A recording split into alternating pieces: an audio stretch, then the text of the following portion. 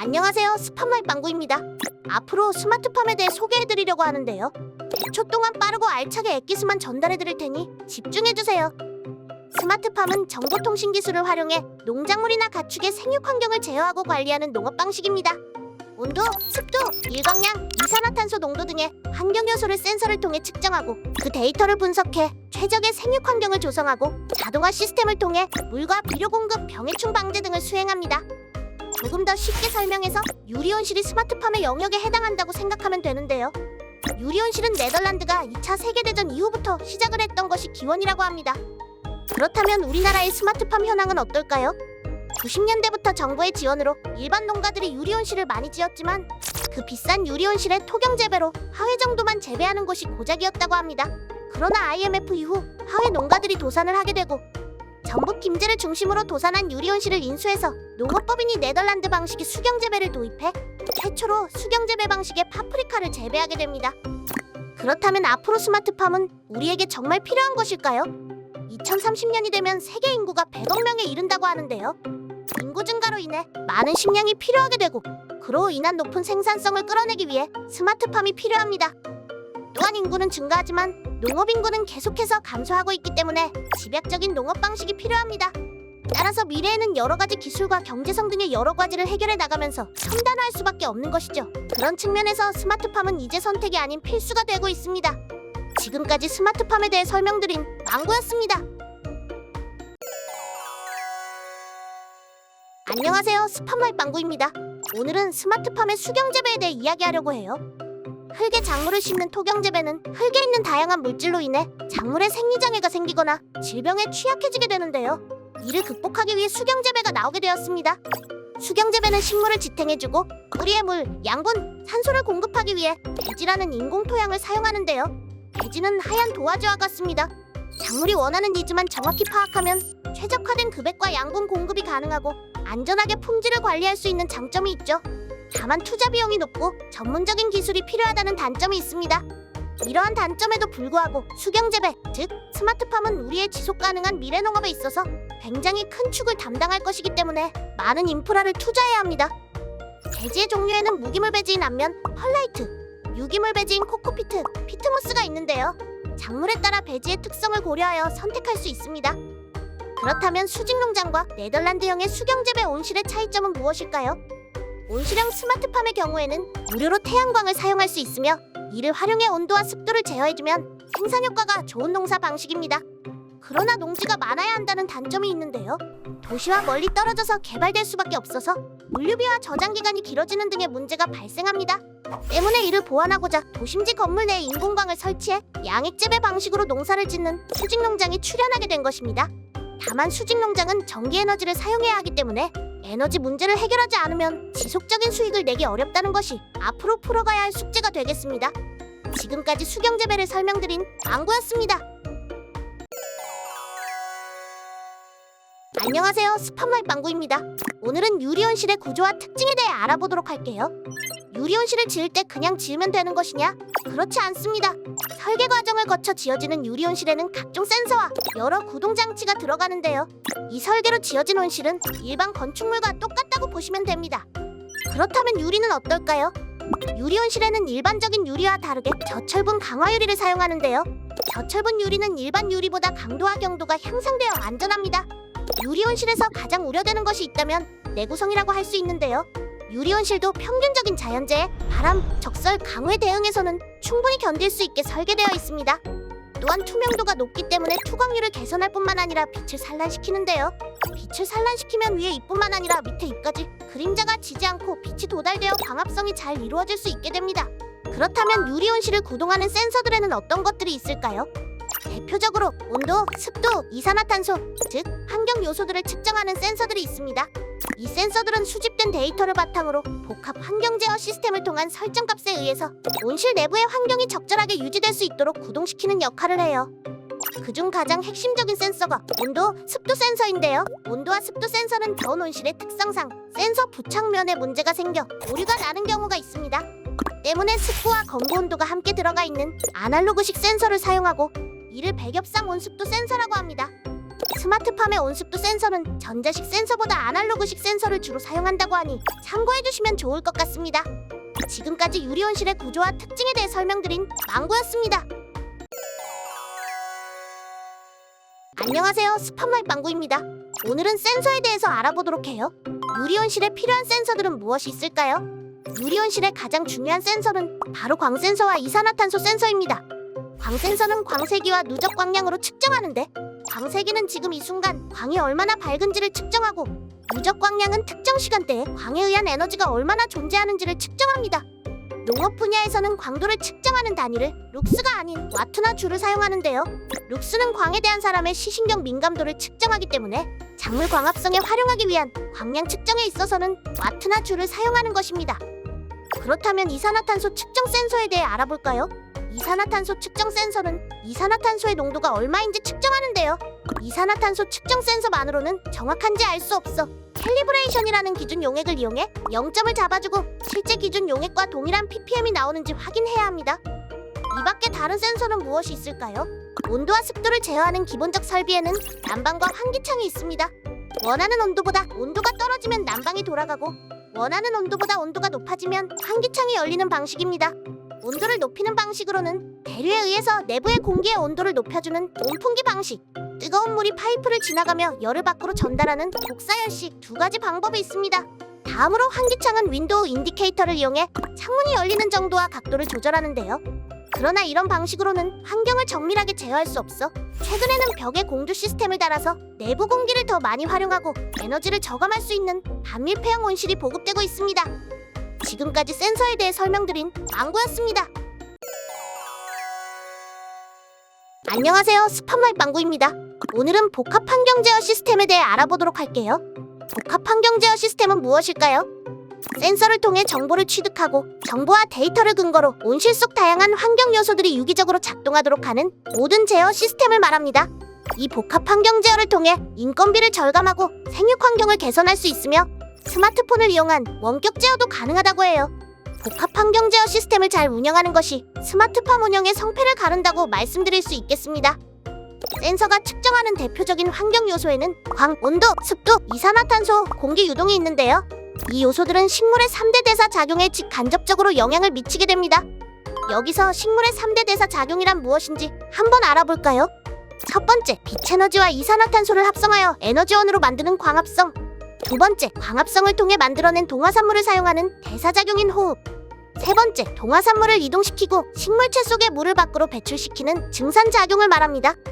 식물의 생육을 최적화하기 위해서는 이 환경 요인들을 최적화해서 만들어줘야 하는 것이죠. 또 하나, 우리가 스마트팜을 운영하는 데 있어서 가장 중요한 키워드는 바로 밸런스인데요. 작물이 정상적인 생육을 하는데 여러 종류의 양분 중 어떤 한 가지 성분이 부족하면 그 작물의 생육은 그 부족한 성분량에 의해 지배된다는 최소율의 법칙이 있기 때문이죠. 따라서 앞서 말씀드린 대표적인 환경 요인들을 넘치지도 않고 너무 부족하지도 않게 나란하게 균형을 맞춰주고 밸런스를 유지하는 것이 가장 중요하다고 말씀드릴 수 있습니다. 지금까지 복합 환경 제어 시스템에 대해 말씀드린 망구였습니다.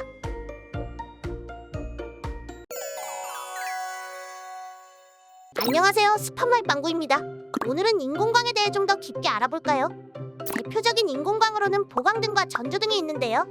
보강등은 부족한 광을 보충해주는 광으로 좀 더 많은 광 에너지를 주기 위해 사용해요. 반면 전조등은 작물에 착각을 주기 위해 쓰는 등입니다. 자연환경과 맞지 않을 때 인위적으로 일조 시간을 조절하기 위해 사용해요. 때문에 보강등에 비해 전조등은 많은 에너지를 필요로 하지 않습니다.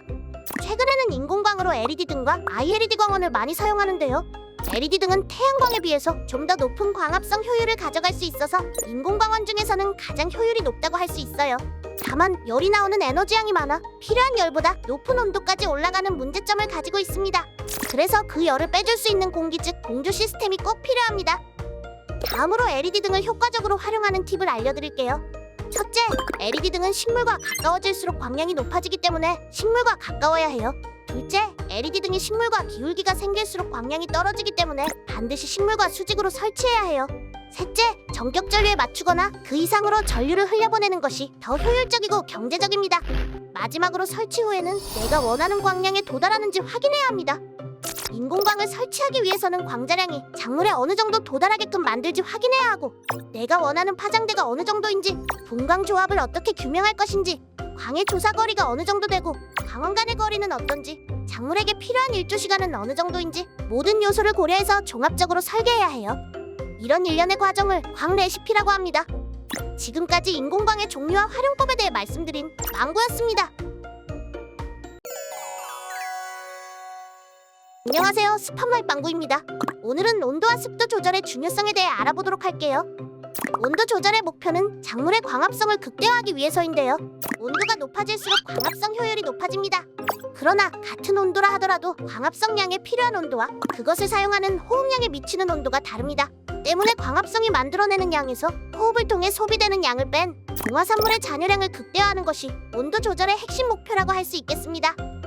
작물에 미치는 온도의 개념은 크게 세 가지로 나눌 수 있는데, 첫째, 24시간 평균 온도입니다. 24시간 동안의 평균 온도가 높을 경우에는 작물의 생육 속도가 빠르고, 반대로 온도가 낮을 경우에는 생육 속도가 느려집니다. 생육 속도가 너무 빠르면 작물이 약하다는 의미이고, 생육 속도가 너무 느리면 작물이 뚱뚱해지고 키가 작을 수 있겠죠. 따라서 작물 재배에 있어서 가장 중요한 것은 균형이라는 것을 잊지 말아야겠죠. 두 번째는 주야간 온도 편차인데요. 과실을 잘 생육시키기 위해서는 주야간 온도 편차가 커야 하고, 반대로 잎이나 줄기를 발달시키기 위해서는 주야간 온도 편차가 크지 않는 것이 좋습니다. 세 번째는 작물체의 온도인데요. 작물이 결로가 생기지 않도록 해야 하며 증산작용이 원활하도록 하기 위해 작물체의 온도를 공기 온도와 큰 차이가 없도록 적절하게 관리하는 것이 중요하겠습니다. 그렇다면 습도 조절의 목표는 무엇일까요? 습도가 높으면 증산작용이 잘 일어나지 않습니다. 반대로 습도가 너무 낮으면 증산작용이 너무 활발해서 오히려 작물의 생육이 이루어지지 않는 현상이 발생하게 됩니다. 적절한 증산작용이 이루어지도록 하는 것이 습도 조절의 핵심 목표라고 할 수 있습니다. 지금까지 온도와 습도 조절의 중요성에 대해 말씀드린 망고였습니다. 안녕하세요, 스팜라이트 망고입니다. 오늘은 스마트팜과 이산화탄소의 관계에 대해 알아보도록 할게요. 이론적으로 이산화탄소를 공급한다면 동화산물을 늘어나게 하는 조치이므로 광합성 속도는 약 1.5에서 2배, 수확량은 10%에서 30% 증대된다고 합니다. 일반적인 작물의 이산화탄소 포화점은 1200에서 1800ppm 정도이고, 포화점까지는 작물이 이산화탄소를 계속 이용하여 광합성 속도를 더욱 늘릴 수 있다는 것입니다. 특히 작물체의 온도와 광합성 속도와는 비례관계이기 때문에 이산화탄소 사용 효과를 높이기 위해서는 온도 관리가 매우 중요하겠습니다. 다음으로 이산화탄소를 공급할 때 중요한 것은 환기율을 충분히 고려해야 한다는 것인데요. 환기가 안 되는 온실이라면 광합성의 이산화탄소를 모두 소모하여 대기 농도 이하로 떨어지게 될 것입니다. 다만 환기창을 통해서 다량의 이산화탄소가 새어나갈 수 있기 때문에 최근에 나온 시스템이 바로 반밀폐형 온실인데요. 반밀폐형 온실은 환기창을 통해 빠져나가는 이산화탄소를 최소화하기 위해서 환기창이 개방되지 않은 상황이라도 내부의 온도를 유동시킴으로써 온도를 조절할 수 있는 기능을 가지고 있습니다. 또한 일몰 이후에는 광합성이 진행되지 않으니 호흡으로 이산화탄소가 계속 배출되어 온실 내 이산화탄소 농도가 증가하게 되는데요. 일출 이후 본격적으로 광합성이 시작되면 온실 내부의 이산화탄소 농도는 급격하게 줄어듭니다. 그렇기 때문에 일출 후 적정 시간이 되면 환기를 시켜주거나 이산화탄소를 추가로 공급해 주어야 합니다. 그러나 이산화탄소를 포화점까지 계속 공급할 수 없으므로 단가를 생각하며 경제적인 방법을 찾을 필요가 있겠습니다. 지금까지 스마트팜과 이산화탄소의 관계에 대해 말씀드린 망고였습니다.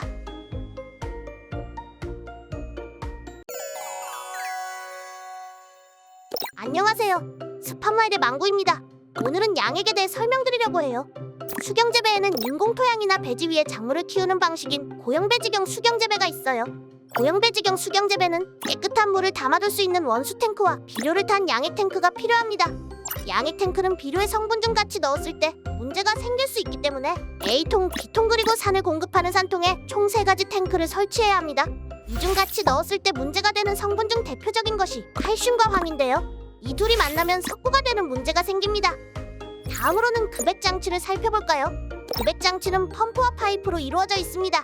양액을 펌프를 통해 끌어내고 파이프를 통해 공급하게 되는데요. 이 파이프는 나연 도금관이나 구리관을 사용하게 되면 양액 속에 용용되어 작물에 부정적인 영향을 끼칠 수 있기 때문에 플라스틱 제품을 사용해 주실 것을 추천드립니다.